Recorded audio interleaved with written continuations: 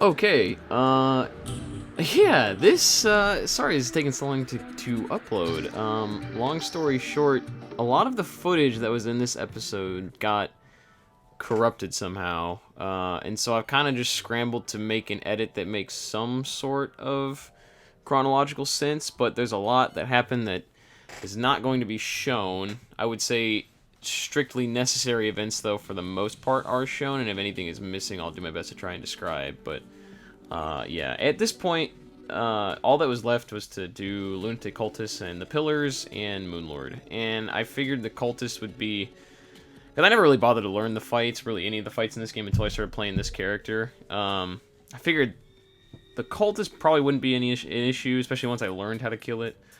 But the Pillars were freaking me out a little bit, because I figured if there's any time where it'd be probably the most dangerous point in the account, it'd probably be fighting the Pillars, because I could die so quickly trying to kill them, and if I wasn't quick enough to teleport out or something and I dropped my items around there, I don't know if there's going to be any way I'd be able to get them back. So I figured if I was going to do anything, I wanted to try and get a Daedalus Stormbow to try and help the Pillars go quick, because if I can kill the Vortex Pillar first, I can get the Vortex Beater, which would be the in-game weapon that I would kill the rest of the Pillars and Moonlord with. But that didn't end up happening, so ultimately I just got the Steampunker Wings, and we're going to get into me fighting a Lunatic Cultist now.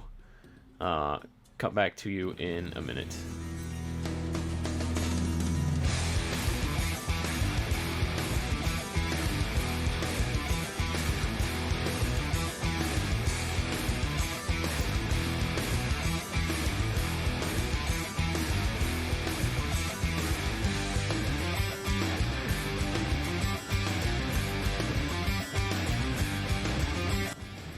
Yeah, what I said about the cultists ended up being the case. Once I learned, like, the very, very non-intricate mechanics of the fight, it ended up being fine. For some reason, I was misremembering that I needed to shoot all of the illusions that it creates to try and stop the Phantasm Dragon or the orange thing from spawning, but it turns out it was the opposite of that, and I kept assuming I needed to shoot all of the illusions, and then this was the attempt where I realized, okay, I just need to shoot the actual one, and that ended up being the attempt that got me the win, so, yeah.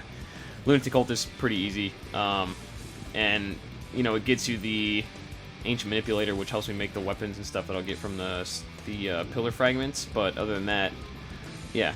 After this fight was done, Celestial Pillars start right away, and I ended up getting the Nebula Pillar spawning, like, right on top of me, so I had to get out of there pretty quick, which is a bit awkward, because it kind of blocks off that whole arena, but I guess I don't really need it for now. And yeah, so we're proceeding, like I said, without the Daedalus Stormbow, but I figured between the tack shotgun and what I later started to use, the rainbow gun, that gave me a lot of good passive damage, coupled with my little spawns and everything. I figured that should be enough DPS to kill the Vortex Pillar, which is the one I was going to go for first, and that spawned just to the right of my house, so thankfully it was kind of just a short walk there, but it also didn't affect the biome that was around the house, thankfully. Yeah, so... standard buffs, Iron Skin, Restoration Potion, some other things, Endurance Potion, I believe. But, yeah, time to just get right into the Vortex Pillar, see how that goes.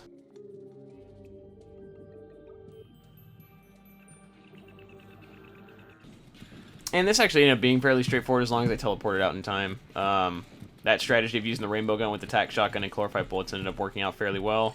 Again, as long as I just made sure I got out quick enough, I should be fine. So yeah, I was just kind of going in and out, kiting the enemies until the pillar lost its shield, and then going for the shield, and just, again, making sure I don't die. So yeah, that's the strategy. Just rinse and repeat until we get the shield down, then go in for the kill, get that Vortex Beater, right? Everything should be fine! And I mentioned everything that was important should be shown. Unfortunately, somehow the footage got fucked up where I died. I ended up getting the pillar's shield all the way down, and I was going in to attack it, and I was mining through that great tree that you saw, and I died literally in the tree, and I didn't realize that the celestial enemies don't despawn when you die around the area, so they kept just kind of creeping further and further up to my house as I died progressively earlier, and I just couldn't get back to my items, and ultimately there probably was something I could do to get them, but unfortunately I decided to do this the night before a competition I was competing in New Mexico, and I, was prioritizing that over this, so I effectively ran out of time to try and do this before I had to make sure I got enough sleep to perform in the competition.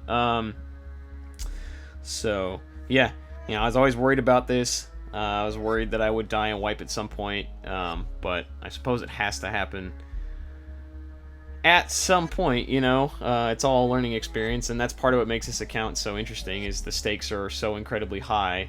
And I learned from this experience. I ended up getting a little desperate and started pulling the commemoration item frame items off of my wall, like the Hellwing bow and the magic carpet and stuff, but didn't do enough damage to really effectively do anything. So, in the end, ended up sort of being stuck between a rock and a hard place.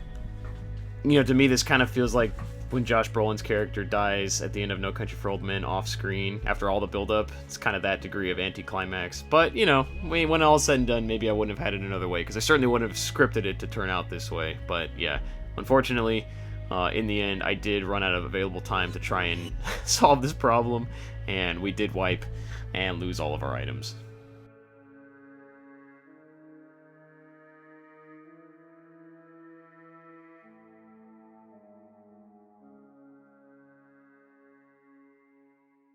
But, I mean, hold on. Yeah, we did lose all the items we had on us, which was everything I had in the world. But we didn't lose everything, alright? We have all of our NPCs. We have all of the biomes that we set up for fishing. Yes, it is a rebuild, and I am rebuilding. But it's not going to take nearly as long as it took the first time. I'm already in hard mode. I could buy a shotgun, which is not bad to start out with. I can make a fishing rod quick, get the mechanic rod, fish for some stuff, re-get some armor. I mean, it's gonna be a bit of an uphill battle, but, the whole thing's been an uphill battle, and, I made it this far. I would be insane to not finish it out, So, here's my plan. I am going to have some rebuild by the time I start what I'm about to say, and you'll see the progress that I've made in the rebuild thus far at the end of this video. But my plan is to do the rest of the rebuild on Twitch, on my Twitch channel, which is the same thing as my YouTube channel, twitch.tv/Matt Stanford. So as soon as you see this video go up on my YouTube channel, then just know to look out for me going live on Twitch, and that'll be finishing the rest of the rebuild. And then as soon as the rebuild itself is complete, then we'll get right back at it, kill the Celestial Pillars, and kill Moonlord. So with that being said, thank you very much for watching. It's been a crazy journey thus far, but it ain't over yet. Not even close. Next time I see you, it's gonna be live.